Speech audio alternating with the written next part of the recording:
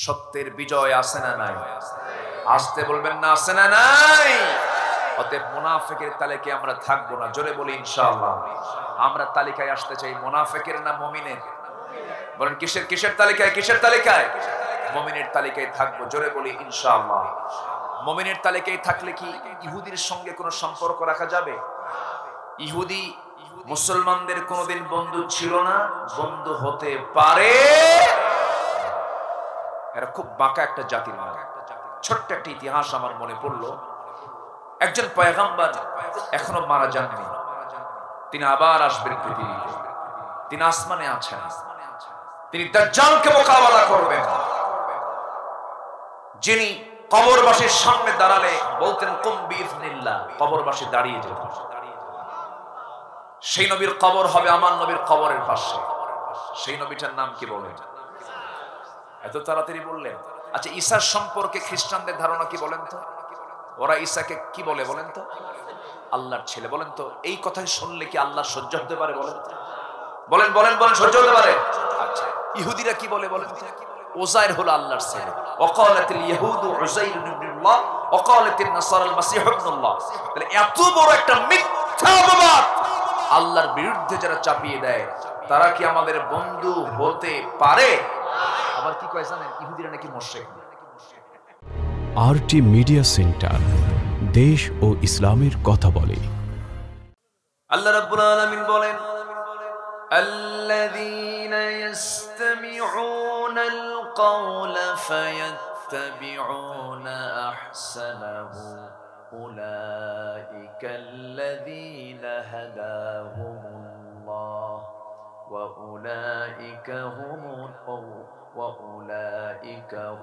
أولو الألباب جربنا الله أكبر। যারা এই কিতাবের আলোচনাগুলো শোনে এবং ইত্তেবা যারা করে, আল্লাহ বলেছেন এই সমস্ত বান্দারাই হলো হেদায়েত প্রাপ্ত বান্দা এবং এরাই হলো চক্ষুওয়ালা, উলুল আলবাব। অতএব এখানে যারা বসে আছি আমরা সবাই অচেতন না সচেতন? বলেন বলেন বলেন। কোরআন বলছে আমরা সবাই কি বলেন? সচেতন। উলুল আলবাব যারা, তারাই কোরআনটাকে শোনে, তারাই কোরআনটাকে ফলো করে এবং তারাই হচ্ছে আল্লাহর হেদায়েতের পথে। জোরে বলি সুবহানাল্লাহ। আর যারা শোনে না তারা কি? বোকা। তারা কি বলেন? বোকা। এবং তাদের ফলাফল কি আল্লাহ তাও জানিয়ে দিচ্ছে। আল্লাহ রাব্বুল আলামিন বলেন, ওয়াল ইন্নাল্লাযীনা কাযযাবু বিআয়াতিনা ওয়াস্তাকবারু আনহা লা তুফাত্তাহু লাহুম আবওয়াবুস সামাই ওয়া লা ইয়াদখুলুনাল জান্নাহ হাত্তা ইয়ালিজাল জামালু ফি সাম্মিল খিয়াত وكذلك نجزي المجرمين জোরে বলুন আল্লাহু আকবার। সূরাতুল আরাফ আয়াত নাম্বার 40 আল্লাহ রাব্বুল আলামিন বলছেন, ইন্নাল্লাযীনা কাযযাবু, নিঃসন্দেহে যারা মিথ্যা প্রতিপন্ন করেছে আমার আয়াতকে, মিথ্যা মনে করে এক জিনিস, আবার মিথ্যাকে প্রমাণ করার জন্য যারা ব্যস্ত হয়ে ওঠে। এখানে বাবে তাফঈল থেকে এসেছে সাররাফা ইসাররিফু, কাযযাবা ইউকাযযিবু। যারা মিথ্যা প্রতিপন্ন করে আমার আয়াতকে এবং অহংকার যারা প্রদর্শন করে, আল্লাহ রাব্বুল আলামিন বলছেন আমি আল্লাহ তাদের জন্য আসমানের কোন দরজা কখনো খুলব না। আমার বন্ধুগণ, যাদের জন্য আসমানের দরজা খোলা হবে না তারা কি ভাগ্যবান না পোড়া কপাল? ভাগ্যবান না পোড়া কপাল? পোড়া কপাল। এই আয়াতটা যখন আমি দেখি প্রচন্ড ভয় পাই, কারণ কোরআনে কারীমের ভিতরে এমন কিছু আয়াত আছে যে আয়াতগুলো দেখলে মনে হয় আমি কখনোই জান্নাত পাবো না। আবার যখন কিছু কিছু আয়াত দেখতে পাই মনে হয় আল্লাহ আমাকে মাফ করে আমাকে জান্নাত দিবে। আমার ভাইরা, আমরা রহমত চাইবো কার? আস্তে রহমত চাইবো কার? আমরা আল্লাহর চাইবো। কিন্তু আল্লাহ রাব্বুল আলামিন দেখেন কত শক্ত কথা আবার পরে বলছেন, আমি তো আসমানের দরজা তাদের জন্য খুলবই না, সাথে সাথে এরা কখনো জান্নাতেও প্রবেশ করতে পারবে না। সূচের ছিদ্র পথে উট প্রবেশ যেমন অসম্ভব, এদের জন্য জান্নাতে যাওয়া তেমনই অসম্ভব। কি করে এক্সাম্পল দিয়েছেন আল্লাহ তাআলা। এই জন্য আমার বন্ধুগণ, কোরআনকে আমরা শুনবো, মানবো, হেদায়েত পাবো, জোরে বলি ইনশাআল্লাহ। আর সেই সমস্ত লোকগুলো বোকা না চালাক? চালাক। আর যারা কোরআনটাকে মানে না তারা হলো বোকা। তারা কি বলেন? বোকা। কিন্তু আজকে দুনিয়ার ভিতরে যারা বসবাস করছে, মুসলিম নামধারী আমার দেশে যদি আপনি তাকান, যারা কোরআনকে মানে, কোরআনকে মানতে চায়, কোরআনকে ফলো করতে চায়, ওই সমস্ত লোকগুলো এই সমস্ত লোকগুলোকে বোকা মনে করে। ঠিক কিনা? হুজুররা কি করে খাবে? দেখছেন কি চিন্তা ওদের। হুজুররা কি করে খাবে? মাদ্রাসায় পড়াচ্ছ, ও কি কামাই করবে? ওর দিন পথ কেমনে যাবে? শক্তি দিয়ে যদি রিজিক যদি আহরণ করা যেত, বনের যে সিংহটা, তার শক্তি বেশি না পাখির শক্তি বেশি? বলেন কার শক্তি বেশি? সিংহের শক্তিটা বেশি।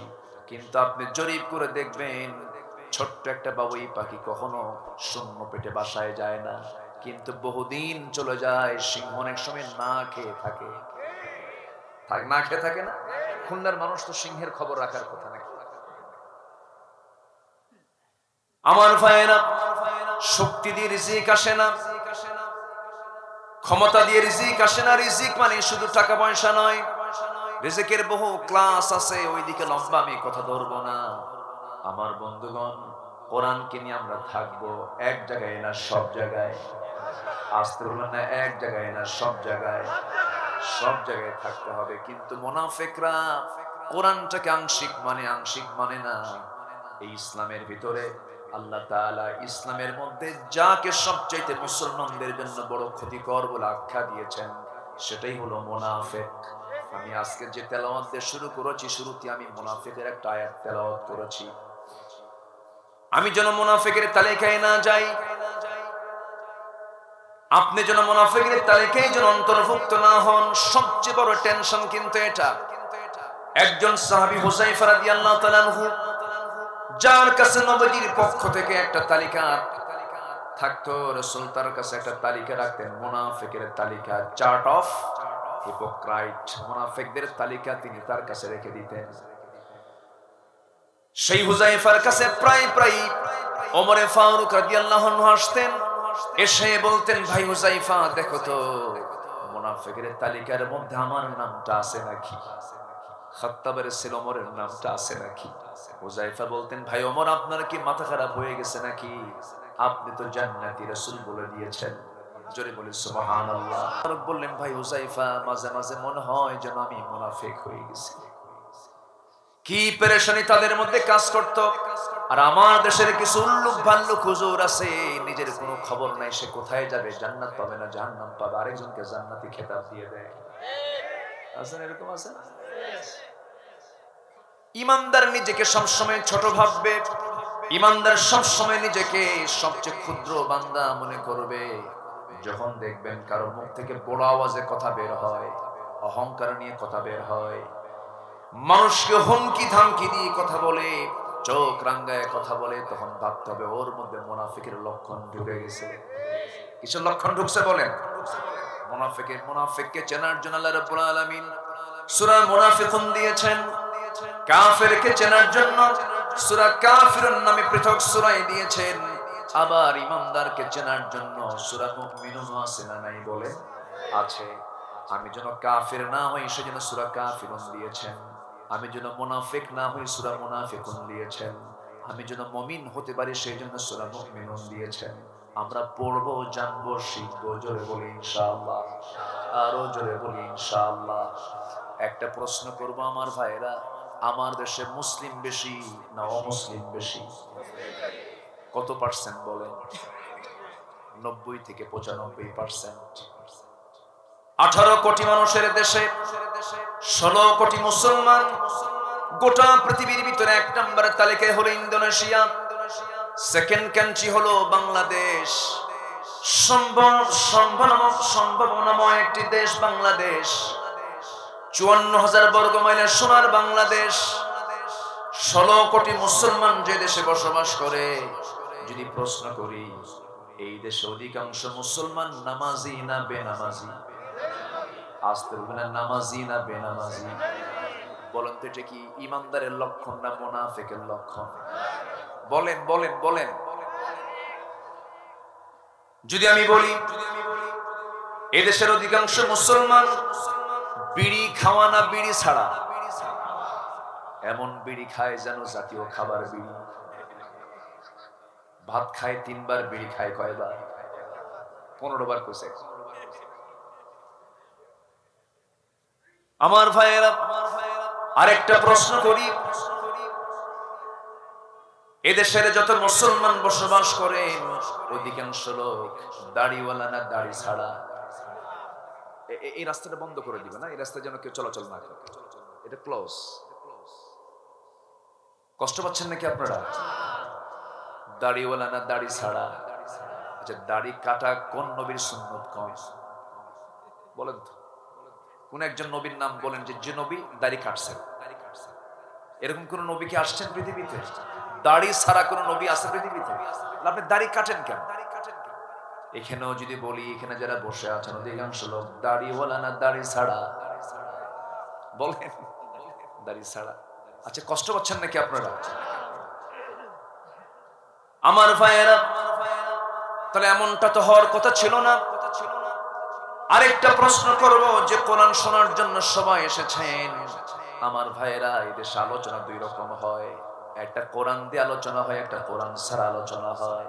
কোরআন ছাড়া মাহফিলটাকে রঙ্গমঞ্চ বানানো এমন কিছু আলোচক আমার দেশে এখন হাইব্রিড জাতের আছে না নাই? বলে, কোন আয়াত নাই, কোন হাদিস নাই, কোন রেফারেন্স নাই, কোন দলিল নাই, ঘন্টার পরে ঘন্টা ওয়াজ করে, বক্তাও কান্দে, শ্রোতাও কান্দে। আছে কিন্তু কান্দে না? বক্তাও কান্দে, শ্রোতাও কান্দে। যখন বলা হয় কানলেন কেন, কানলাম যে কেন তাও জানি না, কান্দার কারণও নাই। রাজা কি বলে, এক ছোট্ট মেয়ে, 8 বছর বয়স, মেয়েটা কাঁদতেছে, খুব হাউমাউ করে কাঁদতেছে। তার কান্না দেখে তার মা এসে বলে, মা তুমি কাঁদো কেন? এই প্রশ্ন করা মাত্র আরো কান্দে। তো সন্তানের এই কান্না দেখে মাও কান্দে। তো মা মেয়ের কান্না দেখে প্রতিবেশী যত আছে সব মহিলা এসে এরাও কান্দে। একশট কান্না হয়ে গেল। পরে সবাই মিলে বলল, আচ্ছা আমার ছোট্ট মেয়েটা, তো তুমি যে কাঁদতেছো, তোমাকে দেখে আমরা সবাই কান্নাকাটি করলাম, তুমি যে কাঁদতেছো এর কান্না করার কারণটা কি, হেতুটা কি? এখন ছোট্ট মেয়েটা বলতেছে, মা আমি কাঁদতেছি এই জন্য, আমার বয়স এখন 8 বছর, 16 বছরে আমার বিয়ে হবে, বিয়ে হওয়ার পর একটা বাচ্চা হবে, সেই বাচ্চাটা ছেলে হবে, সেই বাচ্চাটার বয়স যখন 8 বছর হবে, হঠাৎ করে যদি মরে যায়, হঠাৎ করে যদি মারা যায়, আমি থাকবো কেন? এই টেনশন আমি কাঁদি। অথচ ওইদিকে বিয়েই হয় না। এরকম অযৌক্তিক কান্না, অযৌক্তিক কিছু কথা সমাজে আজকে আছে না নাই? কেন জানেন? শ্রোতা যদি কোরআন বুঝতো, শ্রোতা যদি কোরআন তেলাওয়াত করতে পারত, তাহলে তারা এই সুযোগটা পেত না। ঠিক কিনা বলেন? যদি বলি এখানে কোরআন পড়তে পারেন সহি করে, হাত কি বেশি উঠবে? কম। হাত যদি বেশি উঠতো, মুসলমানের আলোচনা সবাই করতে পারতো না, কথাও বলতে পারতো না। কোরআন ছাড়া যে কথা বলে সেই কথার কোনো মূল্য নাই। যে মাহফিল আয়াত বেশি হবে, আমার ভাইজান যখন কথা বলছিলেন বহু আয়াত তিনি বলেছেন, যত আয়াত হবে তত বরকত হবে, ফেরেশতারা দোয়া করবে। জোরে কোন সুবহানাল্লাহ, আরো জোরে বলি সুবহানাল্লাহ। আমার ভাইয়েরা, মুনাফিকের তালেকে যাওয়া যাবে না। একজন সাহাবীর নাম হানজালা, সেই সাহাবী হঠাৎ করে বাড়ি থেকে বের হলেন, দৌড়া দৌড়া তিনি রাসূলের দরবারে যাচ্ছেন আর বলছেন, না ফাকা হানজালা, না ফাকা হানজালা, না ফাকা হানজালা। দৌড় মেরে মেরে নবীর কাছে গিয়ে পৌঁছবেন, এমন সময় সাইয়েদনা আবু বকরের সঙ্গে দেখা। বলছে, হানজালা তুমি দৌড়াও কেন? হানজালা বলছেন, ভাই আমি তো মুনাফিক হয়ে গেছি মনে হয়। চলে গেছেন নবীর দরবারে, গিয়ে রাসূলকে লক্ষ্য করে বলছেন, ইয়া রাসূলুল্লাহ, আমার মনে হয় নিফাকতা চলে আসছে, মুনাফিক হয়ে গেছি। কেন? আপনার সামনে যখন বসে থাকি দুনিয়ার কোনো কথা মনে হয় না, আপনার সামনে থেকে যখন বাড়িতে চলে যাই দুনিয়ার কথা মনে হয়, আমার মনে হয় মুনাফিকই চলে আসছি। রাসূল মুস্কি হাসি মেরে বললেন, হানজালা চিন্তা করো না, এমন চিন্তা করো না। ব্যবসা বাণিজ্য করা আমার সুন্নাহ, পরিবারকে দেখা আমার সুন্নাহ, বিয়ে করা আমার সুন্নাহ, সন্তানের মুখে খাবার তুলে দেওয়া সাদকা আমার সুন্নাহ। ও হানজালা চিন্তা নাই, টেনশন নাই, তবে আমার উম্মতের বৈরাগ্য হলো জিহাদের ময়দান। জোরে বলুন সুবহানাল্লাহ। মুনাফিকি দূর হয় জিহাদের ময়দান, ঠিক কি না? আমার বন্ধুগণ, এই জন্য কাফেরের শাস্তি যত বেশি হবে, মুশরিকের শাস্তি যত বেশি হবে, সবচেয়ে বেশি শাস্তি হবে কাফের, মুশরিক না মুনাফিকের? মুনাফিকটা আমার দেশে মনে হয় খুঁজে পাওয়া যাবে না। হ্যাঁ আছে, মুনাফিক আছে। আল্লাহ রাব্বুল আলামিন বলেন ওই মুনাফিকদের অবস্থানটা কোথায় হবে তোমরা শুনে নাও। আল্লাহ রাব্বুল আলামিন বলেন, ইন্নাল মুনাফিকিনা ফিদ দারকিল আসফালি মিনান নার ওয়া লা তাজিদ লাহুম নাসীরা। মুনাফিকদের জন্য জাহান্নামের সর্বনিম্নে তাদের স্থান হয়ে যাবে, জাহান্নামের ভিড় করবে মুনাফিক দিয়া। কাকে দিয়ে বলে? মুনাফিক দিয়া। তাদের জন্য কোনো সাহায্যকারী থাকবে না। মুনাফিকদের এক নম্বর চরিত্র হলো, আল্লাহ রাব্বুল আলামিন নিজেই বলছেন, ইন্নাল মুনাফিকিনা লাকাযিবুন। মুনাফিকরা সবচেয়ে বড় মিথ্যুক হয়। মিথ্যার কাছে যাওয়া যাবে যখন মিথ্যা কথা বের হবে, ভাবতে হবে আমি কি হয়ে যাচ্ছি বলেন, কি হয়ে যাচ্ছি বলেন? মুনাফিক হয়ে যাচ্ছে। আমার দেশের লোক অধিকাংশ সত্য কথা কয়, মিথ্যা কথা কয়। একটা কাপড় বিক্রি করতে নিয়ে বলে, ভাই কাপড়টা এত দামে কি দেওয়া যায় না? ভাই আমার কেনাই নাই। আছে না ভাই? বলে হর হামেশা মিথ্যা কথা বলে দিল। মুনাফিকদের কিছু লক্ষণ আছে, একটু মিলে নেন। এগুলো জীবনের কথা, এগুলো বাস্তব কথা, একটু শুনে নেন। মুনাফিকদের কিছু লক্ষণ আছে। মুনাফিকরা ইমানদার বান্দাদের কিনে ঠাট্টা করে। আছে না? আছে না? আছে না? মোল্লারা কি করে খাবে? মোল্লাদের বিরুদ্ধে কথা বলো না, আলেমদের বিরুদ্ধে অবস্থান নিও না। গজব নাজিল হবে, গজব, গজব নাজিল হবে। জগতের শ্রেষ্ঠ সন্তান হচ্ছে আলেমরা। আল্লাহ রাসূলের নিজের জবানের কথা, আল উলামা ওয়ারাসাতুল আম্বিয়া। আলেমরা হচ্ছে নবীদের ওয়ারিস। আলেমরা সারা রাত ঘুমাবে, জাহেল নামাজ পড়বে, নামাজের চাইতে আলেমের ঘুমের দাম বেশি। আমি ভাঙ্গাচুরা মানুষ, আমি ইলম শূন্য মানুষ, আমি আমার কোনো কথা বলছি না। দয়া করে আলেমদেরকে কখনো বেইজ্জত করবেন না। কিন্তু দুঃখজনক হলো সত্য, বর্তমান পৃথিবীতে সবচেয়ে জুলুমের শিকার হলো, মাজলুম হচ্ছে আলেমরা, আলেমরা, আলেমরা।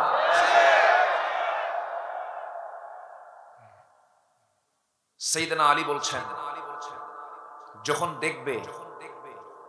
যখন দেখবে মূর্খরা ক্ষমতার চেয়ারে বসে আছে আর জ্ঞানী মানুষ তারা পালিয়ে বেড়াচ্ছে, কিয়ামত খুব কাছাকাছি। আমার কথা কি বোঝা যায়? আমার কথা কি বোঝা যায়? মুনাফিকরা অহংকারী হয়। কি হয়? তাহলে মুনাফিকের চরিত্র বিনয়ী না অহংকার?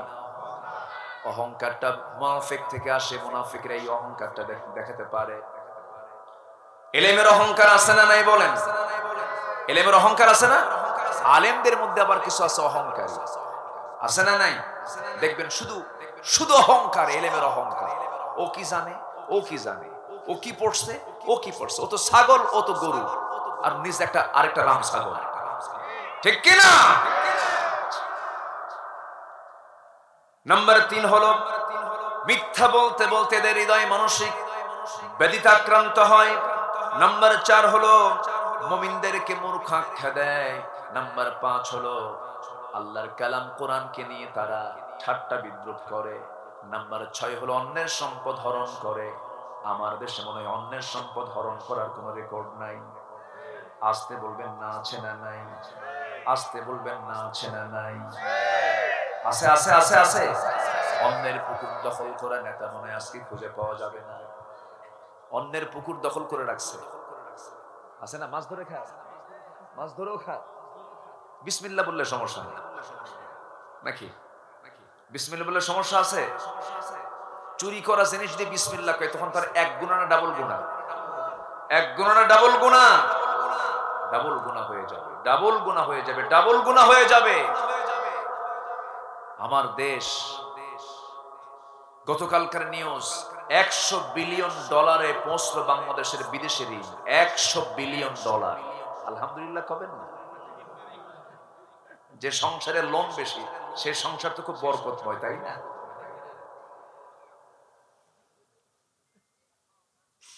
আমরা কোথায় আছি?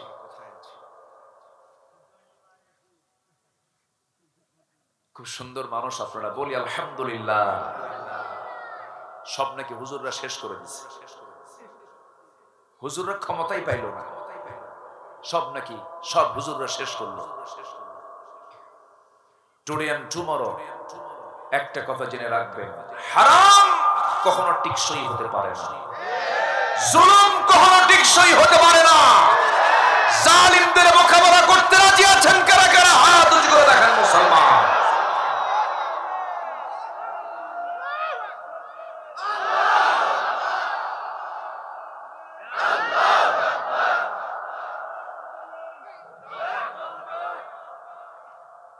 থেমে গেলেন?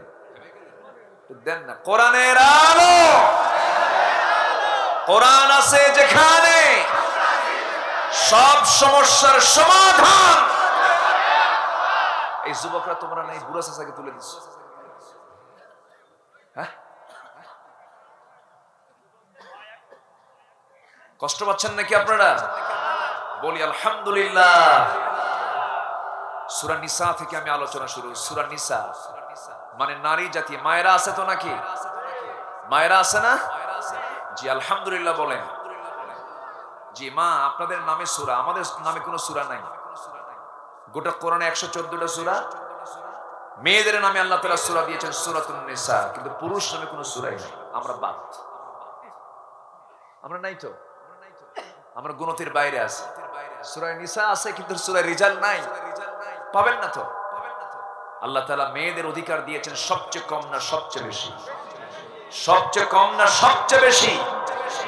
আল্লাহ নারীকে দিয়েছেন 3টা গুণ বেশি, মা মা মা, এরপরে বাবা। আল্লাহু আকবার বলেন। এরপরে ওকে কিচ্ছু দেয় না। কি কয়?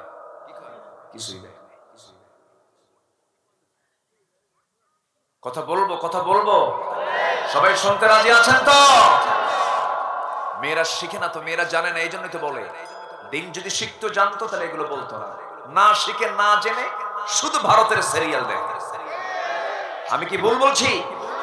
একটা সপ্তাহে জরিপ এসেছে, প্রতি সপ্তাহে দেশের অধিকাংশ মা বোন 72 ঘন্টা টিভি সিরিয়ালের সামনে টিভি দেখে। জিনাইদা দেখে, দেখে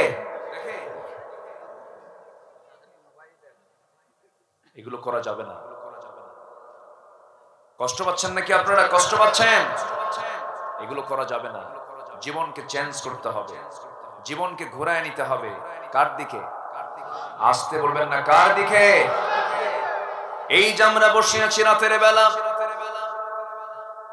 রাতের বেলা হয়তো নিরাপদে বাড়ি পর্যন্ত ফিরে গেলাম। যখন ঘুমাবো সেই সময় দোয়াটা কি বলেন?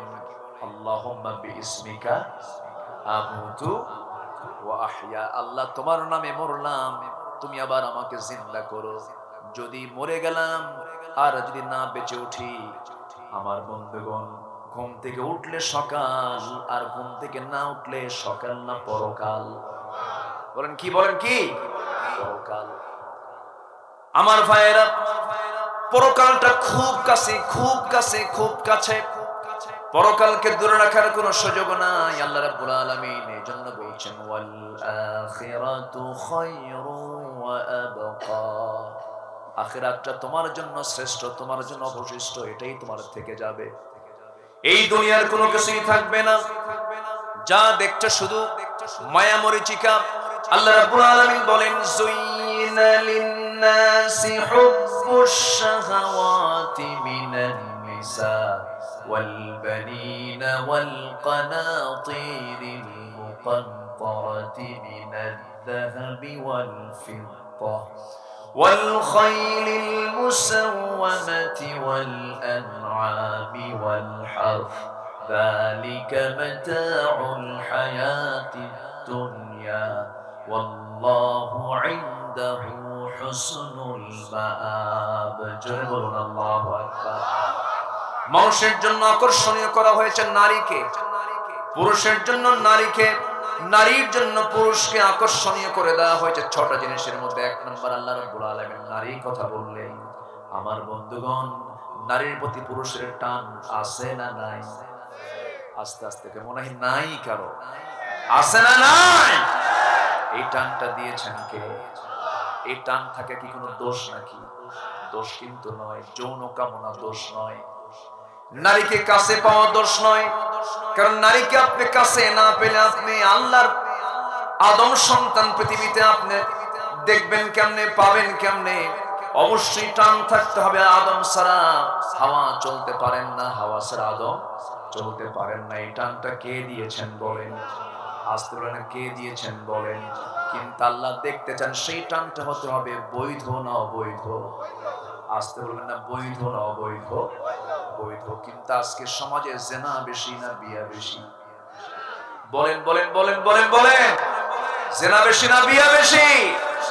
জেনা। জেনাকে প্রমোট করা হয়।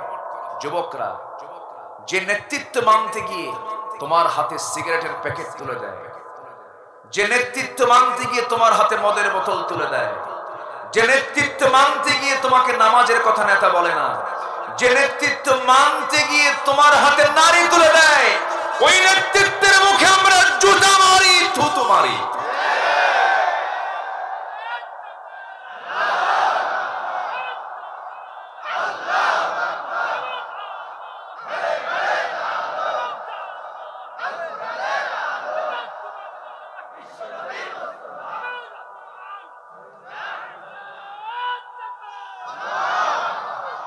যুবক, তোমার জন্য জান্নাত অপেক্ষা করছে। সুবহানাল্লাহ বলবেন না? যুবকের জান্নাতে যাওয়া কঠিন না সহজ? কঠিন না সহজ? 30 বছর বয়সে ইসলাম কবুল করেছেন এক সাহাবী সাদ বিন মুআজ। 30 বছর বয়সে, 35 বছর বয়সে শাহাদাত বরণ করেছেন। বদরে গেছেন, উহুদে গেছেন, খন্দকের যুদ্ধে অংশগ্রহণ করে ফেরার পথে রক্তক্ষরণ হয়ে শাহাদাত বরণ করেছে। আমার নবীর কানে যখন সংবাদ এলো, রাসূল বলেন ইহতাজ্জাতিল আরশ, আমার সাদ মারা যাওয়ার কারণে, মারা যাওয়ার ঘটনায় আল্লাহর আরশ পর্যন্ত কেঁপে উঠেছে। আরশ কেঁপে উঠেছে। সম্মানিত ভাইয়েরা, এদেশের একজন কোটি জনতার হৃদয়ের স্পন্দন, এদেশের অগণন মানুষের হৃদয়ের কলিজার টুকরা মরহুম মকবুর মজলুম পাখিটা খাঁচা থেকে মুক্ত হয়ে চিরদিনের মতো আল্লাহর মেহমান হয়ে চলে গেছে। তার ইন্তেকালের 10 মিনিট আগে ভূমিকম্প হয়েছিল। জানেন না? জানেন না? জানেন না? ইহতাজ্জাতিল আরশ। সাদ বিন মুআজের মৃত্যুতে আরশ কেঁপে উঠেছিল বলেছেন মুহাম্মদ সাল্লাল্লাহু আলাইহি ওয়াসাল্লাম। সম্মানিত ভাইয়েরা, আমি যুবকদেরকে একটু বোঝাতে চাই, বাতিলদের কাছে মাথা নত করো না, নিজের জীবনকে নোংরা বানায় দিও না। গার্লস স্কুলের সামনে ইতিমের মতো বসে থাকবে, এগুলো করো না, লাভ নাই। সব ভুয়া, সব কি? সব ভুয়া। শিশু পার্কে আজকে শিশুরা যায় না শিশুর মা খালা যায়? বলেন তো কারা যায়? বলেন তো নামটা শিশু পার্ক দেওয়া হলো কেন? লেখা উচিত শিশু পার্ক না দিয়া মা খালা পার্ক। আমি কি ভুল বলছি? এই নোংরামিগুলো যুবকরা করতে যেও না। তোমার জন্য আল্লাহ তাআলা আরশ আজিমের ছায়া জায়গা করে রেখে দিয়েছে। জোরে বলে সুবহানাল্লাহ। আরশ আজিমের ছায়া আছে না নাই? আছে না নাই? সেটা কি আকাশের নিচে? কয় আকাশের উপরে? বলেন বলেন কয় আকাশের উপরে? বলেন। কিন্তু আল্লাহ তাআলা বলছেন, যারা আমার আয়াতকে মিথ্যা প্রতিপন্ন করবে তাদের জন্য আমি আসমানের দরজা খুলবই না। দরজাই খোলা হবে। আরশ আজিম, আমরা যেখানে বসে আছি এখান থেকে কত দূর বলেন তো? কেউ কি যেতে পারবো ওখানে? চেষ্টা করে যাওয়া সম্ভব? বলেন। বলেন চেষ্টা করে যাওয়া সম্ভব, কিন্তু আমাকে তুলতে পারেন তিনি কে? আজ আমার জন্য দরজা খুলতে পারেন আকাশের তিনি কে? আল্লাহ তাআলা। আমরা যেখানে বসে আছি এই দুনিয়া থেকে একজন মানুষ 7 আসমান পেরিয়ে সব দরজা পেরিয়ে আরশ আজিমের মেহমান হয়েছেন, তিনি কে বলেন তো? বলুন মুহাম্মাদুর রাসূলুল্লাহ। মুহাম্মাদুর রাসূলুল্লাহ। তার একটা ট্রানজিট ছিল সফরের, সেই ট্রানজিটটা হলো যেটাকে নিয়ে আজকে গোটা পৃথিবী হট রাজনীতি, হট পলিটিক্স। আমার নবীজি মসজিদে হারাম থেকে ইলাল মসজিদুল আকসা, মসজিদ আকসায় তার সেই সফরের ট্রানজিট ছিল, কানেক্টিং ছিল। দেখেন না বিমানে পৃথিবী ঘুরলে পরে বিভিন্ন এয়ারপোর্টে গিয়ে কানেক্টিং হয়। আমার নবীজির মেরাজের কানেক্টিং হলো কোথায়? কোন মসজিদ বলেন? মসজিদুল আকসা। আজকে এই মসজিদ আকসা কি ইহুদির বাচ্চারা মুসলমানদের জন্য নিরাপদ রেখেছে? রেখেছে বলেন রেখেছে? লক্ষ লক্ষ ফিলিস্তিনি মুসলমানকে আর শহীদ করেছে। এরপরেও আমার দেশের কিছু উল্লুক ভাল্লুক, কিছু ঘন্টা ঘন্টা দেওয়া কিছু শায়েখ নামের কলঙ্ক, এরা বলে হামাস ইসরায়েলকে হামলা করার কি দরকার ছিল? হামলা করার কি দরকার ছিল? এমন জাতীয় যারা কথা বলে তাদের মুখ থেকে এই জাতীয় কথা বের হয়, যারা মুনাফিকের বাচ্চা, মুনাফিকের বাচ্চা, মুনাফিকের বাচ্চা। এমন মুনাফিক আছে না নাই? মুনাফিক আছে না নাই? আল্লাহ তুমি ফিলিস্তিনকে বাঁচাও। জোরে বলি আল্লাহুম্মা আমিন। আরো জোরে আল্লাহুম্মা আমিন। আরো জোরে আল্লাহুম্মা আমিন। সম্মানিত ভাইয়েরা, ইহুদিরা মুসলমানদের বন্ধু না দুশমন? শুধু দুশমন না মহা দুশমন। হাজার হাজার নবীকে হত্যা করেছে যারা, হাজার হাজার নবীর বিরুদ্ধে ষড়যন্ত্র করেছে যারা, ইভেন আমার নবীকে দুনিয়া থেকে বিদায় করার জন্য খাদ্যের মধ্যে বিষ ঢুকিয়েছে এরা। মদিনার আশেপাশে থাকা যাযাবরের মতো ইহুদির বাচ্চারা গোটা পৃথিবীতে আজও যাযাবর। পৃথিবীতে একটা রাষ্ট্র যে রাষ্ট্রের কোনো নির্দিষ্ট সীমান্ত এরিয়া নাই, সীমান্ত বর্ডার নেই, এরা শুধু ঠেলে। যারা জমি ঠেলে তারা কি ভালো মানুষ? এই জমি ঠেলে যারা তারা কি ভালো মানুষ বলেন তো? এরা শুধু ঠেলতেইছে। যারা ঠেলা লোক এরা কি কখনো ভালো হতে পারে? এদের চরিত্র কি? একটা ইতিহাস বললে জিনিসটা ক্লিয়ার হবে। আমি একটু পরে ওই ইতিহাসের দিকে যাব, জোরে বলি ইনশাআল্লাহ। তো আল্লাহ তাআলা আরশ আজিমের ছায়া আমাকে জায়গা দিবেন, আমরা কি সেই জায়গায় আশ্রয় নেব না ইনশাআল্লাহ? সবাইকে নিতে রাজি আছি? সবাইকে নিতে রাজি আছি? কিন্তু আরশ আজিমটা কোথায় দেখেন, একটু কান লাগান, মনোযোগ দিয়ে শোনেন, একটু গভীর চিন্তা করে শুনতে হবে, কানটা খাড়া করে শুনতে হবে। আমি এখানে যে বসে আছি ঝিনাইদহ জেলার কালীগঞ্জের কামালহাট নামক এলাকায় আমরা বসে আছি। আমরা মানুষ, এখান থেকে আমরা দেখতে পাই রাতের বেলা চাঁদ। ওই যে চাঁদটা দেখা যাচ্ছে আকাশে সুন্দর মিটিমিটি করে, চাঁদের পেছনে মিটিমিটি করে অসংখ্য তারকারাজিও দেখতে পাই রাতের বেলা। দিনের বেলা প্রদীপ্ত সূর্য দেখতে পাই। এই যে সূর্য আমাকে আপনাকে তাপ দিয়ে যাচ্ছে, যুগ যুগ ধরে নয়, কোটি কোটি বছর ধরে আমাকে আপনাকে তাপ দিয়ে যাচ্ছে। এই সূর্যটা বড় না পৃথিবীটা বড় বলেন তো? সূর্য প্লেটের মতো দেখা গেল অনেক দূরে থাকার কারণে সূর্যই পৃথিবীটার থেকে ছোট দেখা গেল, পৃথিবীর চাইতে সূর্য বড় নয়।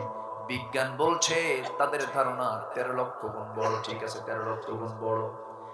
এই সূর্যের চাইতে আবার রাতের বেলা যে চাঁদ দেখি, সেই চাঁদের পেছনে মিটিমিটি করে জনকির মতো জ্বলা সেই তারকাগুলো যে আমরা দেখতে পাই, সূর্য বড় না, সেই তারকাগুলো বড়। তারকাগুলো বড়। ব্যাটেল জয়ী সুপারনোভা ড্রাফট প্রক্সিমা সেন্ট্রাই অসংখ্য কোটি কোটি মিলিয়ন বিলিয়ন তারকারাজিগুলো মহান রব্বুল আলামিন আকাশে সুসজ্জিত রেখে দিয়েছেন। এক একটা গ্যালাক্সির মধ্যে 500 বিলিয়ন করে তারকা রেখে দিয়েছেন। এক একটা তারকা আছে, ব্যাটেল জুইস নামে একটা তারকা আছে, সূর্যের চাইতে বেশি নয়, মাত্র 33 কোটি গুণ বড়। মনে ছোট হয়ে গেছে নাকি? সুবহানাল্লাহ তো আস্তে কর কেন? জোরে বলেন না সুবহানাল্লাহ। একটা তারকা যদি 33 কোটি গুণ বড় হয়, ওই তারকা, অসংখ্য তারকা দিয়ে আল্লাহ তাআলা মহাশূন্য ডেকোরেট করেছেন। যায়্যানাস সামা, মহাকাশকে সুসজ্জিত করে রেখে দিয়েছেন। মানুষ চাঁদে গেছে, চাঁদের দেশে গিয়ে চাঁদটাকে ফাটা দেখে চাঁদের ওখানে গিয়ে আল্লাহু আকবার আওয়াজ শুনে কালিমা পড়ে মুসলমান হয়ে গেছে চাঁদের কমিটি। মানুষ মঙ্গল গ্রহে গেছে, কিন্তু চাঁদ দেখলো, মঙ্গল গ্রহ দেখলো, কিন্তু বান্দা যদি চিন্তা করে আমি একটু তারকার দেশ দেখতে যাব, সবচেয়ে নিকটবর্তী তারকার দেশ হলো প্রক্সিমা সেন্ট্রাই। প্রক্সিমা সেন্ট্রাই যদি কেউ দেখতে চায়, বিমানে চললে হবে না, হেলিকপ্টারে চললে হবে না, তাকে চড়তে হবে নভোযানে। কোন নভোযানে যদি কোনো বান্দা চড়ে, এক একটা নভোযান বিজ্ঞানীরা আবিষ্কার করেছেন, লেটেস্ট নভোযান হলো অ্যাপোলো 11, যার ঘন্টার গতি হলো ৩৯,০০০ কিলোমিটার। ৩৯,০০০ কিলোমিটার বেগে কোন নভোযানে চড়ে যদি বান্দা ওই প্রক্সিমা সেন্ট্রাই নামক সেই তারকার দেশ যদি দেখতে চায়, তারা যেতে সময় লাগবে ১,১৫,০০০ বছর মাত্র। এখন দেখেন, এই বিশাল মহাশূন্যের মাঝে ছোট্ট একটা ভূখণ্ডের ঝিনাইদহ কালীগঞ্জের এই মোড়ে আমরা একটা ছোট্ট একটা বান্দা, আর সেই বান্দা যখন অহংকার করে তখন আল্লাহ কি মনে করেন বলেন তো? বলেন তো, অহংকার করো না, ক্ষমতা টেকসই হয় না, ঠিক কিনা? ফেরাউন জানতো না আমার মৃত্যু দরিয়ায় হবে, নমরুদ জানতো না ন্যাংরা মশা দিয়ে আমাকে বিদায় হতে হবে, ন্যাংরা মশা দিয়া আমাকে মরতে হবে, কিন্তু নমরুদ বিদায় হয়েছে ন্যাংরা মশার কামড় খায়া, ঠিক কিনা বলেন? ফেরাউনের পতন হয়েছে কিনা বলেন? দাপুটে নেতা পৃথিবীতে কেউ টিকতে পারে নাই। কুফর দিয়ে শাসন চলতে পারে, জুলুম দিয়ে টিকতে পারে না। সত্যের বিজয় আছে না নাই? আসতে বলবেন না, আছে না নাই? অতএব মুনাফিকের তালিকায় আমরা থাকবো না। জোরে বলি ইনশাআল্লাহ। আমরা তালিকায় আসতে চাই মুনাফিকের না মুমিনের? বলেন কিসের তালিকায়? কিসের তালিকায়? মুমিনের তালিকায় থাকবো। জোরে বলি ইনশাআল্লাহ। মুমিনের তালিকায় থাকলে কি ইহুদির সঙ্গে কোনো সম্পর্ক রাখা যাবে? ইহুদি মুসলমানদের কোনোদিন বন্ধু ছিল না, বন্ধু হতে পারে। এরা খুব বাঁকা একটা জাতির নাম। ছোট্ট একটা ইতিহাস আমার মনে পড়লো। একজন পয়গম্বর এখনো মারা যাননি, তিনি আবার আসবেন পৃথিবীতে, তিনি আসমানে আছেন, তিনি দাজ্জালকে মোকাবেলা করবেন। যিনি কবরবাসীর সামনে দাঁড়ালে বলতেন কুম বিইজনিল্লাহ, কবরবাসী দাঁড়িয়ে যেত। সেই নবীর কবর হবে আমার নবীর কবরের পাশে। সেই নবীটার নাম কি বলেন? এত তাড়াতাড়ি বললেন। আচ্ছা, ঈসার সম্পর্কে খ্রিস্টানদের ধারণা কি বলেন তো? ওরা ঈসাকে কি বলে বলেন তো? আল্লাহর ছেলে। বলেন তো, এই কথা শুনলে কি আল্লাহ সহ্য হতে পারে? বলেন বলেন বলেন বলেন, সহ্য হতে পারে? আচ্ছা, ইহুদিরা কি বলে বলেন তো? উযাইর হলো আল্লাহর ছেলে। ওয়াকালাতিল ইয়াহুদু উযাইর ইবনুল্লাহ ওয়াকালাতিন নাসারাল মাসীহ ইবনুল্লাহ। তাহলে এত বড় একটা মিথ্যা অপবাদ আল্লাহর বিরুদ্ধে যারা চাপিয়ে দেয়, তারা কি আমাদের বন্ধু হতে পারে? আবার কি কয় জানেন? ইহুদিরা নাকি মুশরিক। হ্যাঁ, এক বুজুর্গ কইছে যে ইহুদিরা নাকি মুশরিক না। এরা কি এই আয়াতটা এদের চোখে পড়ে না? মুনাফিকের চোখে হক কথা পড়ে না। ঈসা আলাইহিস সালাতু ওয়াস সালাম একদিন বসে আছে, নাকি ইহুদি এসে বলতেছে, ঈসা আমি তোমার সঙ্গে থাকতে চাই, আমি তোমার সফর সঙ্গে হতে চাই।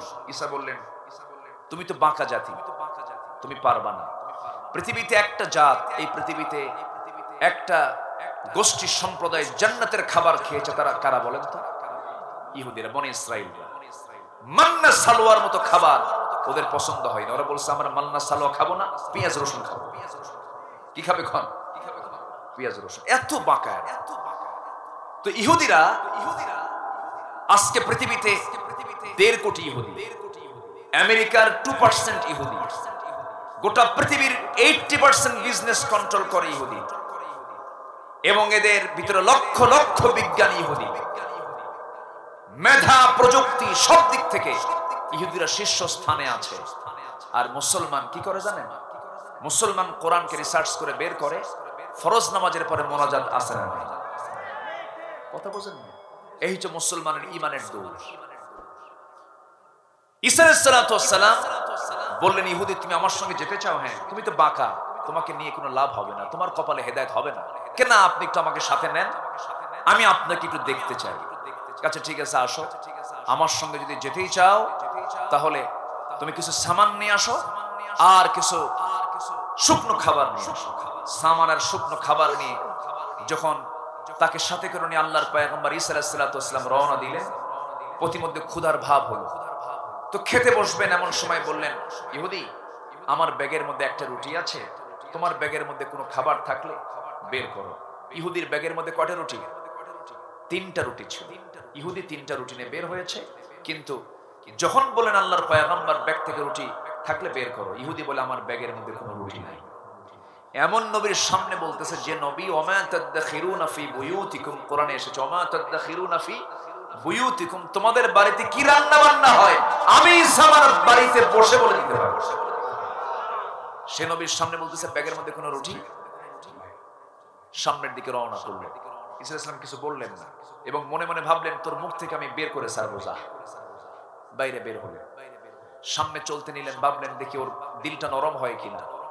সামনে এক অন্ধকে পেলেন। অন্ধকে পাওয়ার সঙ্গে সঙ্গে অন্ধকে বললেন, অন্ধ তোমার এই অন্ধত্ব কেমন করে আসলো? লোকটা বলছে মার পেট থেকে আমি জন্মান্ধ, পৃথিবীর চেহারা কেমন আমি জানি না। ঈসা আলাইহিস সালাতু ওয়াস সালাম আল্লাহ তাআলা তাকে এমন কিছু মুজিজা দান করেছিলেন, তার হাতের ছোঁয়াটা লাগায়া দিলেন, ছোট্ট লাঠি থাকতো, লাঠির ছোঁয়াটা লাগায়া দিলেন, চোখ ভালো হয়ে গেল। অন্ধ সঙ্গে সঙ্গে হাতে হাত রেখে বলে ফেললো লা ইলাহা ইল্লাল্লাহ। ইহুদির ব্যাপারে আল্লাহর পয়গম্বর ঈসার চিন্তা হলো, দিলটা নরম হয়ে এও কালিমা পড়তে পারে কিন্তু কিছু কয় না। ঈসা আলাইহিস সালাতু ওয়াস সালাম বললেন, শোনো দেখো আল্লাহ তাআলা আমাকে কেমন মুজিজা দান করেছেন, যে আল্লাহ তাআলা এই জন্মান্ধ ব্যক্তির চোখে হাতের ছোঁয়া লাগায় দিলাম আল্লাহর কুদরতে, সে চক্ষুওয়ালা হয়ে গেল। যে আল্লাহ আমাকে এত সুন্দর মুজিজা দান করেছেন, সে আল্লাহর নামের কসম করে সত্যি করে বলো তো তোমার ব্যাগের মধ্যে কোনো রুটি আছে নাকি? ইহুদিকে রুটি নাই। আবার সামনের দিকে চলতে লাগলেন, বোবা পেলেন। বোবা যে বোবা হয় তার কানও কি বন্ধ, যে কথা বলতে পারে না তার কানও অচল থাকে। বোবা এবং শ্রবণ শক্তিহীন এমন লোকের সামনে যখন দাঁড়ালেন, ঈসা আলাইহিস সালাতু ওয়াস সালাম হাতের ছোঁয়া লাগায়া দিলেন। বোবা তার বাক শক্তি ফিরে পেল, শ্রবণ শক্তি ফিরে পেল। বোবা হাত বাড়িয়ে বলল, আপনার আল্লাহর নবী কোনো সন্দেহ নাই, পড়িয়ে দেন লা ইলাহা। সঙ্গে সঙ্গে ঈসা আলাইহিস সালাম মনে মনে ভাবলেন এবার হয়তো দিলটা নরম হতে পারে। এবার বললেন, দেখো ইহুদি আল্লাহর কি কুদরত দেখো। বোবাটার বাক শক্তি ফিরে পেল। যে আল্লাহ তাআলা আমাকে এমন মুজিজা দান করেছেন, সে আল্লাহর নামের কসম করে বলো তো, সত্যি করে বলো তো তোমার ব্যাগের মধ্যে কোনো রুটি আছে নাকি? কই নাই। ঈসা আলাইহিস সালাতু ওয়াস সালাম হাল ছাড়লেন না, সামনের দিকে চলতে লাগলেন। চলতে চলতে এবার একজন পেলেন হলো কুষ্ঠরোগীকে, গোটা শরীর জুড়ে ঘা হয়ে গেছে। এমন সময় তার সামনে দাঁড়িয়ে বলছেন, ও কুষ্ঠরোগী তোমার এমন অবস্থা কত বছর? দীর্ঘদিন যাবত কোনো চিকিৎসায় কাজে লাগে না। ঈসা আলাইহিস সালাতু ওয়াস সালাম হাতের ছোঁয়া লাগালেন, লাঠির ছোঁয়া লাগায় দিলেন। সঙ্গে সঙ্গে তার কুষ্ঠরোগটা ভালো হয়ে গেল। হাতে হাত রেখে কালিমা পড়ে মুসলমান হলো। আল্লাহ তাআলা ঈসা আলাইহিস সালাতু ওয়াস সালাম কেমন একটা মুজিজা দান করেছিলেন, ওয়া উবরি আল আকমাহা ওয়াল আবরাসা ওয়া উহিয়াল মাউতা বিইذনিল্লাহ। জোরে বলি আল্লাহু আকবার। আমার বন্ধুগণ, সঙ্গে সঙ্গে ওই কুষ্ঠরোগীও কালেমা পড়ে মুসলমান হয়ে গেছে। ঈসা আলাইহিস সালামের ধারণা এবার মনে হয় 3 বার সে এত বড় মুজিজা দেখলো, দিলটা নরম হতে পারে। এবার বলেন, দেখো এই লোকটাও কালেমা পড়ে মুসলমান হয়ে গেছে তোমার চোখের সামনে। যে আল্লাহ তাআলা আমাকে এমন মুজিজা দান করেছেন, সে আল্লাহর নামের কসম করে সত্যি করে বলো তো ব্যাগের মধ্যে কোনো রুটি আছে নাকি? কয় নাই। কি কয়? নাই। সোজা না বাঁকা? সোজা না বাঁকা? শুধু বাঁকা না মহা বাঁকা? মহা বাঁকা। আল্লাহর গজব প্রাপ্ত এরা কিয়ামত পর্যন্ত লাঞ্ছিত হবে। এরা যাযাবর জাতি, এরা সুখ পাবে না, শান্তি পাবে না। গোটা পৃথিবীর ওয়াকামের মূল হোতা হলো ইহুদির বাচ্চারা, ঠিক কিনা? বিকৃত যৌনাচার এরা সৃষ্টি করেছে পৃথিবীতে। আমার ভাইয়েরা, ঘটনা যখন একটু আসলে একটু বলি ফেলি, বলবো। ঈসা আলাইহিস সালাম সামনের দিকে চলতে লাগলেন। চলতে প্রচন্ড ক্ষুধা পাচ্ছে। এমন সময় এক রাখালকে ডাক দিয়ে বলছেন, রাখাল, একটা ছাগল দেবে নাকি কি করবেন? প্রচন্ড ক্ষুধা লাগছে, ছাগলটা জবাহ করব। ছাগলটা নিলেন, জবাহ করলেন, কুটে নিলেন, চামড়া পৃথক করলেন, রান্না বান্না করলেন।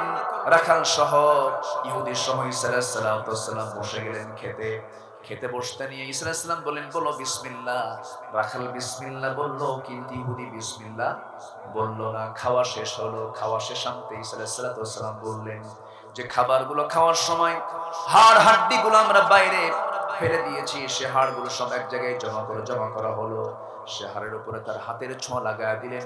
সেই জীবিত ছাগলের মতো সেই ছাগলটা আবার জীবিত হয়ে ছাগল পালে চলে গেল। ছাগলটা জীবিত হলো। ঈসা আলাইহিস সালামের চোখের সামনে রাখাল কান্দে আর কয়, আপনি যে আল্লাহর নবী, কোনো সন্দেহ নেই, আপনি আমাকে পড়িয়ে দেন লা ইলাহা ইল্লাল্লাহ। ঈসা আলাইহিস সালাম মনে মনে ভাবলেন, এবার হয়তো ইহুদির দিলটা নরম হতে পারে, কালিমা পড়তে পারে, কিন্তু কোনো সারা শব্দ নাই। এক পর্যায়ে বলছেন, ইহুদি দেখো, আমরা ছাগল খেলাম, পেটটাও ভরলো, আবার ছাগলটা জীবিত হয়ে ছাগল পালে রওনা দিল। যে আল্লাহ তাআলা আমাকে এমন মুআজিজা দান করেছেন, সে আল্লাহর নামের কসম করে বলো তো, ব্যাগের মধ্যে কোনো রুটি আছে নাকি? নাই। কি কয়? নাই। ঈসা আলাইহিস সালাম হাল ছাড়লেন না, আবার সামনের দিকে চলতে লাগলেন। ক্লান্ত শ্রান্ত শরীর, ঘুম চলে আসলো চোখে। সামানগুলো পাশে রাখলেন, ঘুমিয়ে পড়লেন। ঘুমানোর পর পাশে তিনি ছোট্ট ছড়িটা রাখলেন, সামানটা রেখে দিলেন। ইহুদি ঘুমালো না। ইহুদি মনে মনে চিন্তা করলো, অন্ধ ভালো হলো, বাবা ভালো হলো, কুষ্ঠরোগী ভালো হলো, মরা ছাগল তাজা হলো। মনে হয় এই লাঠির মধ্যে সমস্ত শক্তি, লাঠি চুরি করে নিয়ে মারছে লোক। এরা হলো চোর। এরা কি বলেন? ঘুম থেকে জাগা পেয়ে দেখেন সামান নাই, পাবলিকও নাই। ঈসা আলাইহিস সালাম মনে মনে ভাবলেন, এখন অত বিপদে পড়ে যাবে। এবার ইহুদি করলো কি, এত লোভী, ওই জনপদের যে রাজা শুনছে সে নাকি অসুস্থ, রাজদরবারে ঢুকে হুজুরদেরকে ডাক দিয়ে বলছে, তোমাদের রাজার কি হয়েছে? অসুস্থ হয়েছে।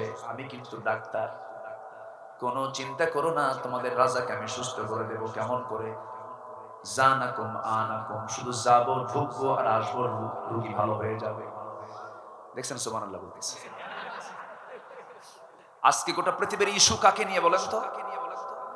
বলেন, গোটা পৃথিবীর ইস্যু এখন কাদেরকে নিয়ে? জিউস। খুব ঘৃণ্য একটি জাতির নাম এরা, মারাত্মক সিরিয়াস এরা। গোটা পৃথিবীর সমস্ত জায়গাকে এরা অস্থির করে রেখে দিয়েছে, ঠিক কিনা বলেন? সম্মানিত, সেই ইহুদিদের দালাল তো আমার দেশে নাই। আসতে বলবেন না, আছে না? নাই।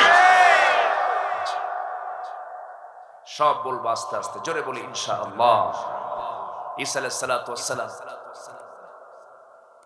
খুঁজতেছেন তাকে। এদিকে সে রাজ দরবারে ঢুকে, রাজমহলে ঢুকে, রাজার অসুস্থ রাজার পাশে ঢুকে ছোট্ট ছড়ি দিয়া এটা হাতের ছোঁয়া মারছে।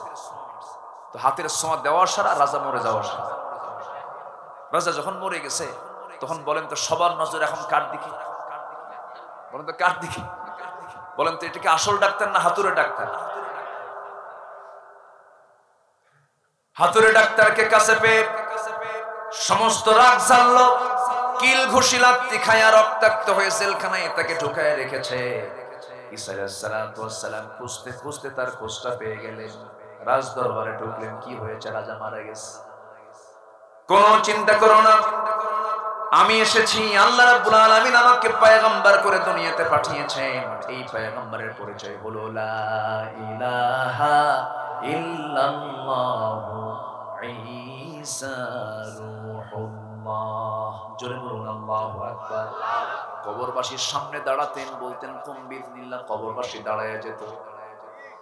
ঈসা আলাইহিস সালাম এবার করলেন কি? রাজার সামনে গিয়ে দাঁড়ালেন, কুম বিইজনিল্লাহ বললেন। রাজদরবারের সকল রাজা এবং তার কর্মচারী সহ সব বলে ফেলে দিল লা ইলাহা ইল্লাল্লাহু ঈসা রূহুল্লাহ। সব কালেমা পড়ে মুসলমান হলো। এবার দরবারের সমস্ত লোকজন বলছে, আল্লাহর পয়গম্বর আপনি কি চান? আপনাকে আমরা কিছু হাদিয়া দেব, উপঢৌকন দেব।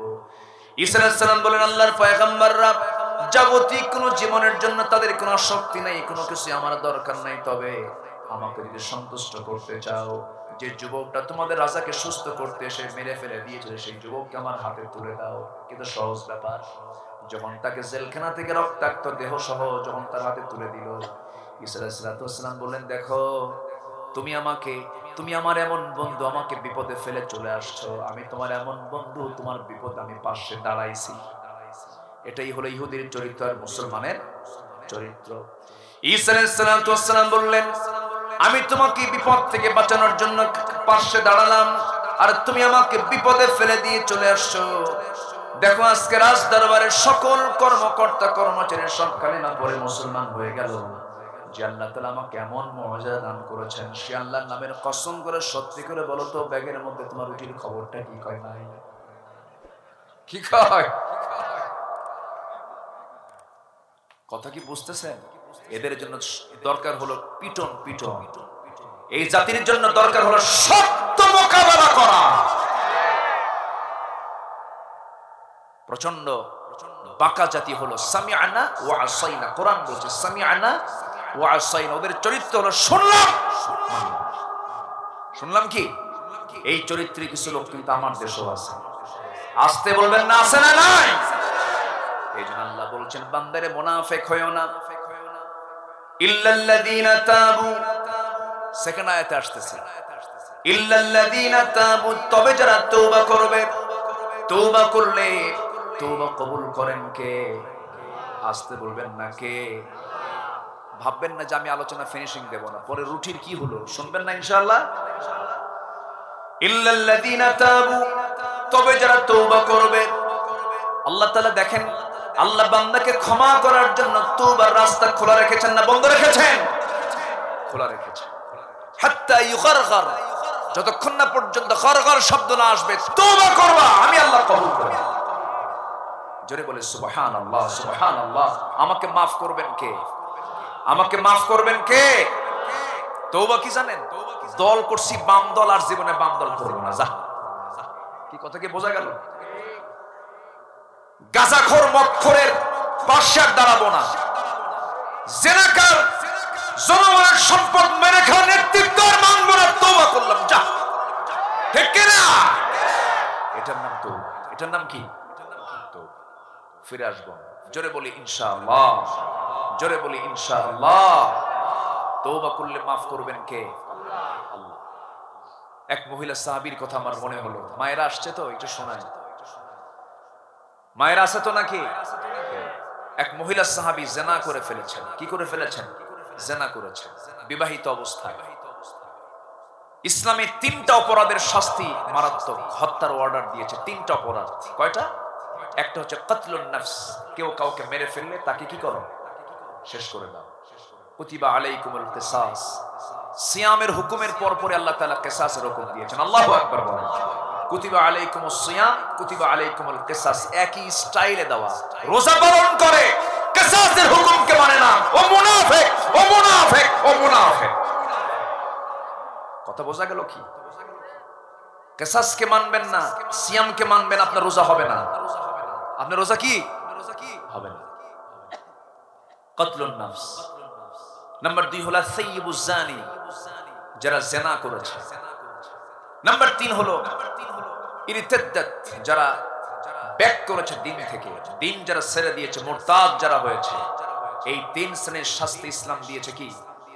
কতল, শেষ করে দাও। এটা কি মোল্লার কথা না আল্লাহর কথা? আজ তুমি মোল্লা কইছেন, আল্লাহ বলেছেন? আল্লাহ বলেছেন। কিন্তু আমার দেশে যদি কেউ জিনা করে, পুরুষ এবং নারী উভয়ের সম্মতি যদি থাকে, সেখানে দোষ হবে মাত্র 100 টাকা জরিমানা। কত জরিমানা?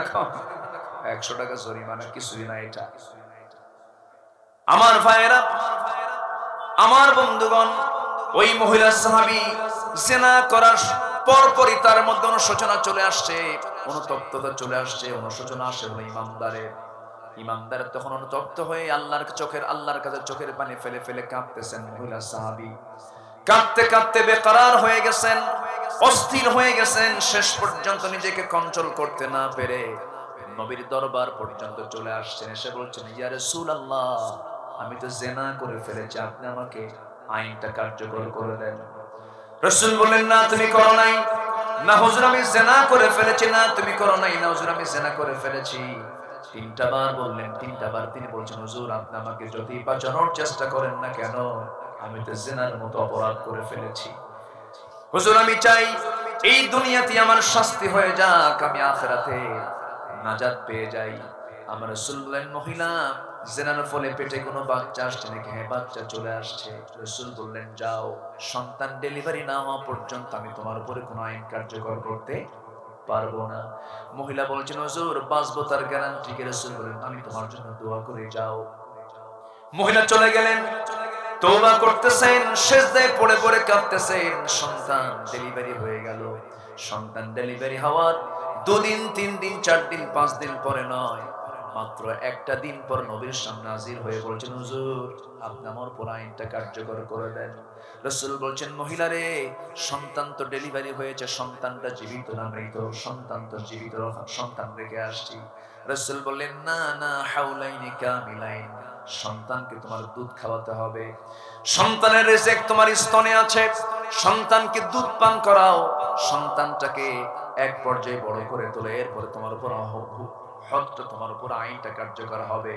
সঙ্গে সঙ্গে মহিলা বলছেন, হুজুর 2টা বার আপনার কাছে আসলাম, আপনি আমাকে 2 বারই ফেরত দিলেন। না না, আইন কার্যকর করা যাবে না, যাও। আমার নবীজি এমন রাষ্ট্র গড়ে তুললেন, এমন সমাজ গড়ে তুললেন, যে সমাজের একজন আসামি ধরার জন্য পুলিশ লাগলো না, র্যাব লাগলো না, সিতা লাগলো না, কোবরা লাগলো না, কাউকে লাগলো না। আসামি নিজেই বিচারপতির সামনে হাজির হয়ে যায়, একমাত্র কেবলমাত্র শুধুমাত্র কার ভয়ে? কার ভয়ে? আল্লাহ। আমার ভাইরা, ওই মহিলা চলে গেলেন, সন্তানকে দুধ পান করালেন। 6 মাসের মাথায় সন্তানকে অভ্যাস করে তুললেন, টোটালি দুধ বন্ধ করে, অন্য খাবারের অভ্যাস করে তুলে টোটালি বন্ধ করে, দুধটা টোটাল বন্ধ করে দিয়া সন্তানকে 3য়বারের মতো কোলে করে নিয়েছে। নবীর সামনে দাঁড়িয়ে বলছেন, হুজুর দয়া করে আজকে আমাকে ফেরত দিবেন না। এই যে সন্তান দুধ খাওয়া ছেড়ে দিয়েছে, আপনি আমাকে আজকে কোরআনের যে আইন তা আপনি আমার উপরে কার্যকর করে দেন। আমার নবীজি কাদা কাদা কণ্ঠে বলছেন, মহিলা সন্তানটা আমার কোলে তুলে দাও। সন্তানটা হাতের মধ্যে নিলেন, উঁচু করে ধরলেন। সাহাবায়ে কেরামকে লক্ষ্য করে বলছেন, সাহাবীরা দেখো, এই যে আমার হাতে সন্তানটা দেখতে পেতেছো, এই সন্তানের লালন পালনের দায়িত্ব যে বান্দা গ্রহণ করবে, ফাহিয়া ফিল জান্নাতি কাহাতাইন, এই 2 নখের দূরত্বে জান্নাতের মধ্যে আমার সঙ্গে অবস্থান করবে। কয়েকজন সাহাবী দৌড় মেরে আসলেন, একজনের হাতে রাসূল দিয়ে দিলেন বাচ্চাটাকে। এরপরে বলছেন, যাও এই মহিলাকে নিয়ে যাও, মরু প্রান্তরে বুক পর্যন্ত পর্দার কাপড় পরায়া দিয়ে তাকে পাথর মেরে শেষ করে দাও। হুকুমটা কার? আসতে বলবেন না, কার? এই হুকুমকে মানে না এমন কিছু কুলাঙ্গার আমার দেশে আছে না নাই? আসতে বলবেন না, আছে না নাই? চোর চুরি করলে হাত কাটো এমন বিধান কোরআনে আছে না নাই? মানতে চায় না এমন কিছু বেনামাজি মুনাফিক চরিত্রে কিছু লোক আছে না নাই? বলেন, আছে। আমার নবীজি অর্ডার দিলেন, ওই সাহাবীকে, মহিলাকে, যখন সাহাবায়ে কেরাম আল্লাহর হুকুমকে বাস্তবায়ন করার জন্য যখন পাথর মারতেছিলেন, ওই মহিলার কিছু রক্ত এসে ফিনকি দিয়ে রক্তগুলো এসে আলীর হাতে দিলেন। জানাজা শেষ হয়ে গেল। জানাজা শেষ হওয়ার পর আমার নবীজি সাহাবায়ে কেরামকে লক্ষ্য করে বললেন, সাহাবীরা, কিছুক্ষণ পূর্বে যে মহিলার জানাজা নামাজটা শেষ করা হলো, এই মহিলা জীবনের শেষ সময় পর্যন্ত যে পরিমাণ তওবা করেছে, যে পরিমাণ চোখের পানি ফেলে ফেলে কেঁদেছে, এই মহিলার যদি গুনাহগুলোকে মদিনার 70 জন গুনাহগারদের মাঝে যদি বন্টন করে দেওয়া হতো, প্রত্যেকের গুনাহ আল্লাহ রাব্বুল আলামিন maaf করে 70 জনকে আল্লাহ রাব্বুল আলামিন জান্নাত দিয়ে দিতেন। আল্লাহ এই জন্য বলছেন, ইল্লাল্লাযীনা তাবু, যারা তওবা করবে, আমরা তওবা করব কার কাছে? আসতে বলবেন না, কার কাছে? আর শাজমের জায়গায় কি স্থান নিতে চান সবাই? আর শাজমের ছায়ায় কি সবাই জায়গা নিতে চান? যুবকরা নিতে চাও? জিনা করবা না বিয়া করবা? আস্তে আস্তে করো। জেনা করবা না বিয়ে করবা? বিয়ে করতে হবে। যখন বুড়া চাচাওকে বিয়ে করবেন, কি আপনি বিয়ে করবেন কেন? খুব ভালো হুজুর, ঠেলাই কইছি না, বুড়ি জানলে কিন্তু খবর আছে। যুবকরা নোংরামি করবা না।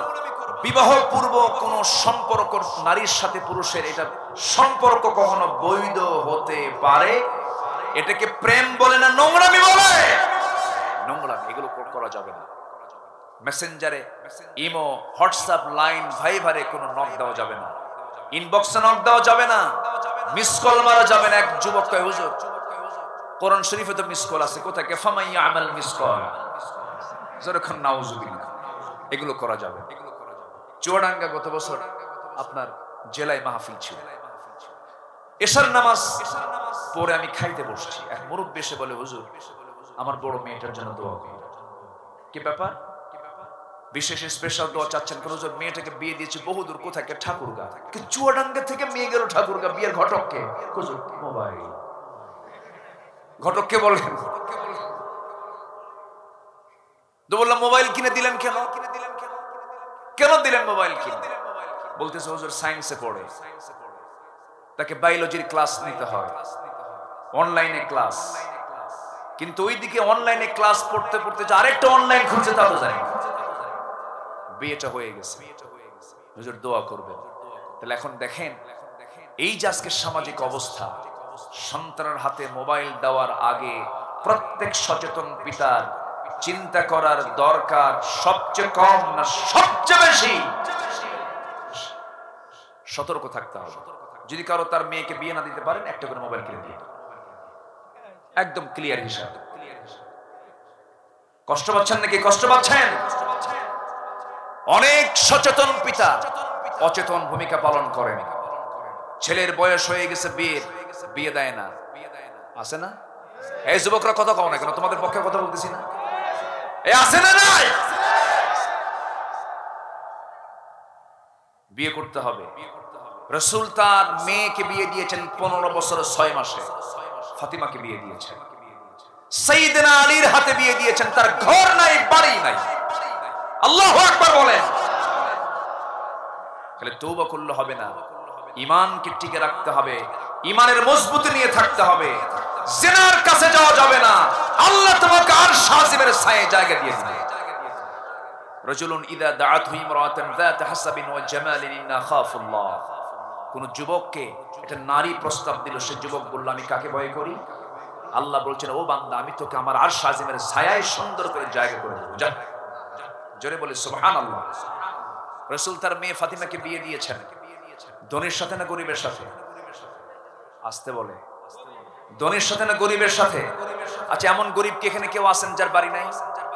এখানে বাড়ি ছাড়া কোনো লোক আছেন? বাড়ি ছাড়া কোনো লোক আছেন? আমার বাড়ি নাই এরকম কেউ আছেন কি? না। অথচ আমার নবী, বিশ্ব নবী, তার মেয়ে ফাতিমাকে বিয়ে দিচ্ছেন, সবচেয়ে কাছের আদরের দুলালী ফাতিমাকে বিয়ে দিচ্ছেন এমন পুরুষের হাতে যার নিজের কোনো বাড়ি নাই।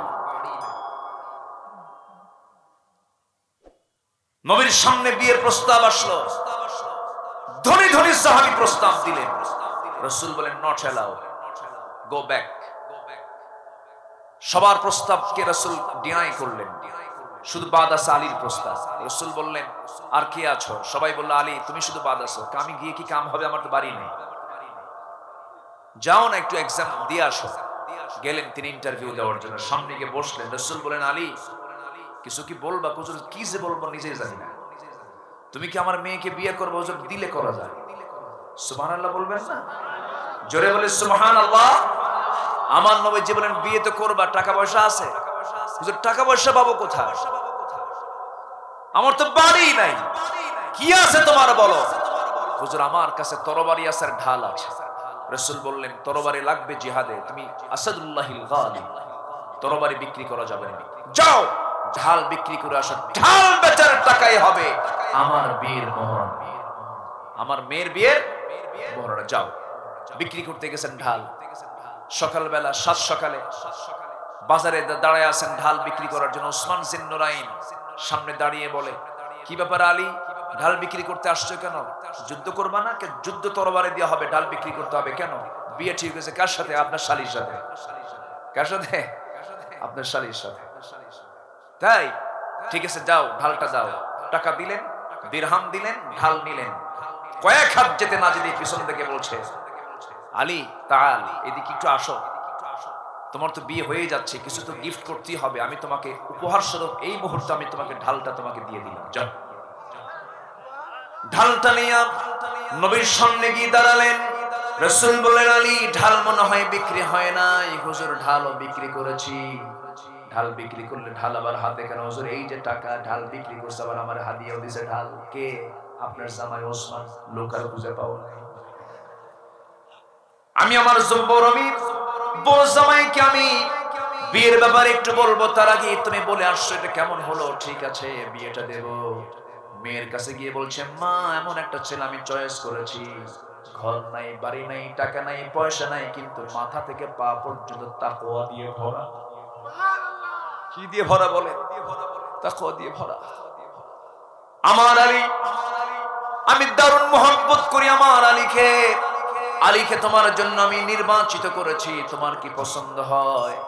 সাইয়েদনা আলীর ব্যাপারে যখন রাসূল বললেন, সেই সময় ফাতিমা রাদিয়াল্লাহু আনহা বলছেন, আব্বা, আপনার পছন্দই আমার পছন্দ। যেরকম সুবহানাল্লাহ। আজকের সমাজের মেয়েরা তো অধিকাংশ এরকমই।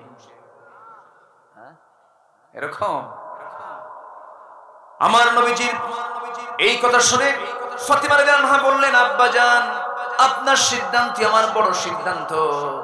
ঠিক আছে, বিয়ে হয়ে যাবে। বিয়েটা হয়ে যাচ্ছে। পৃথিবীর সবচেয়ে সিম্পল বিয়ে, যে বিয়ের মহরণা সবচেয়ে কম, মোহরে ফাতিমি যাকে বলা হয়, সবচেয়ে কম মহরণা ধার্য করে। কোনো গেট নাই, আড়ম্বরতা নাই, অনড়ম্বর পূর্ণ, সিম্পল, সবচেয়ে কম খরচে বিয়া, কোনো অপচয় নাই। বিয়েটা হয়ে গেল। আমার নবীজি বললেন, মারে, সারা জীবন তুই আমার কাছে ছিলে, বিয়ে তো দেবো আমি, বিয়ে দিয়ে দিলাম। আমি তোমাকে তেমন কিছু দিতে পারলাম না। যুদ্ধ করতে করতে সব সম্পদ চলে গেছে। তোমার মার বিশাল বড় সম্পদের পাহাড় ছিল, সব দিনের জন্য খরচ করে দিয়েছি মা। আমি তোমাকে পান করার জন্য মশক দিলাম, চামড়ার তোশক দিলাম, আটা পিষার জন্য একটা যন্ত্র দিলাম, পিষদানি দিলাম। যাও মা, স্বামীর বাড়ি করে খাও। মৃত্যুর দিন পর্যন্ত স্বামীর বিরুদ্ধে একটা নালিশ যেন আমার কানে কখনো না আসে। যাও। সুন্দর করে বলে দিলেন, পাঠায় দিলেন স্বামীর ঘরে। 2 বছর 3 বছর চলে গেছে, সন্তান হয়ে গেছি, ঘরটা কাঁচা, ঘরটা ভাড়া নেওয়া, বাচ্চা দুইটাকে নিয়ে ফাতিমার বড় কষ্ট হচ্ছে।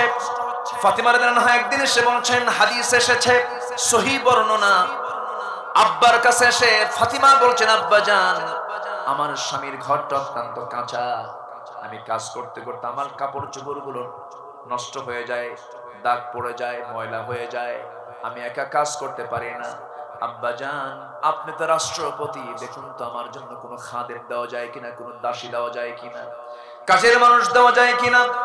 সঙ্গে সঙ্গে সাইয়েদনা আলীর স্ত্রী ফাতিমা রাদিয়াল্লাহু আনহার কথা শুনে তার বাবা বলছেন, রাসূল বলছেন, ফাতিমা, আমার কাছে একটু আগায় আয়, আমার কাছে এসে একটু বস।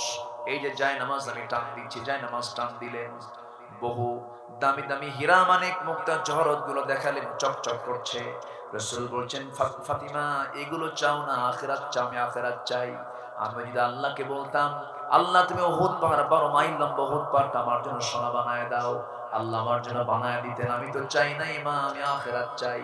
কাজের মানুষের কোনো প্রয়োজন নাই। সোজা বাড়িতে চলে যাও, আমি তোমাকে একটা আমল শিখায় দিচ্ছি, সেটা হলো সকালবেলা সুবহানাল্লাহ, আলহামদুলিল্লাহ, আল্লাহু আকবার 33 বার বলবে। সন্ধ্যাবেলায় এই আমলটা করবে, 100 বার করে এই তাসবিহগুলো বলবে, আল্লাহর পবিত্রতা ঘোষণা করবে, শুকরিয়া আদায় করবে, হামদ করবে। আমার আল্লাহ তাআলা তোমার সমস্ত কাজের জিম্মাদার হয়ে সমস্ত জটিলতাকে সহজ বানায় দিবেন। জোরে বলি সুবহানাল্লাহ। আমার নবীজি মেয়েকে বিয়ে দেওয়ার পর কোনদিন স্বামীর বিরুদ্ধে নালিশ দিয়েছেন এমনটা কখনো হয় নাই। আমার রাসূল বললেন, স্বামীর বিরুদ্ধে কোনো নালিশ যেন আমার কানে না আসে। কিন্তু আজকের মেয়ের কিছু পাপ আছে, মেয়েকে বিয়ে দেওয়ার সঙ্গে বলে, মা যা স্বামীর ঘরে করে খা, স্বামী যদি তোকে কিছু বলে শুধু একটা ফোন দিয়ে দিবি, খাইয়া ফালাবি।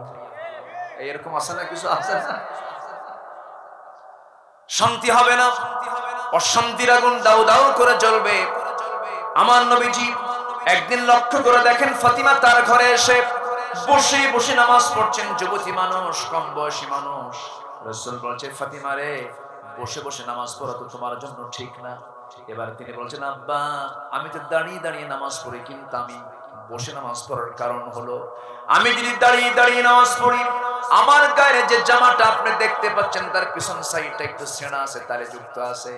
আপনি যদি এই সেনা যুক্ত অংশটুকু দেখেন, আমার স্বামীর দুর্নামটা প্রকাশ পেয়ে যাবে। আমার স্বামীর এতটুকু দুর্নাম প্রকাশ পেয়ে যাক, আমি চাই নাই মনে করে বসে বসে আমি নামাজ পড়তেছি। জোরে বলে সুবহানাল্লাহ। মেয়েদের শ্রেষ্ঠ ঘর বাবার ঘর না স্বামীর ঘর? আসতে বলেন কার ঘর বলেন? আসতে কার ঘর? স্বামীর ঘর। এটা মাথায় রাখতে হবে। আমার মায়ের কেউ শুনতেছে আজকে? এটা মেহেরবানি করে আমল করবেন। জোরে বলি ইনশাআল্লাহ। মেয়েদের জন্য জান্নাত সহজ ছিল, কিন্তু মেয়েদের জন্য আজকে জান্নাত সহজ না কঠিন হয়ে গেছে? বলে কঠিন হয়ে গেছে। তওবা করে ফিরে আসতে হবে, পর্দা করতে হবে। যুবকরা নোংরামি করো না, 5 ওয়াক্ত নামাজটা পড়ো, 5 ওয়াক্ত নামাজটা পড়ো, 5 ওয়াক্ত নামাজটা পড়ো, 5 ওয়াক্ত নামাজটা পড়ো। আল্লাহর সামনে হাজিরা দাও, সেজদা দাও, রুকু করো, চোখের পানি ফেলে কাঁদো। তোমার যৌবনের টকবকে রক্ত জান্নাতের জন্য প্রস্তুত করা হয়েছে। আমার যুবক, আল্লাহ কবুল করুন। জোরে বলি আল্লাহুম্মা আমিন। তওবা করব আমরা কার কাছে? সবাই কি নামাজ পড়তে রাজি আছেন? 5 ওয়াক্ত নামাজ পড়বেন কারা কারা? হাত তুলে দেখান তো দেখি।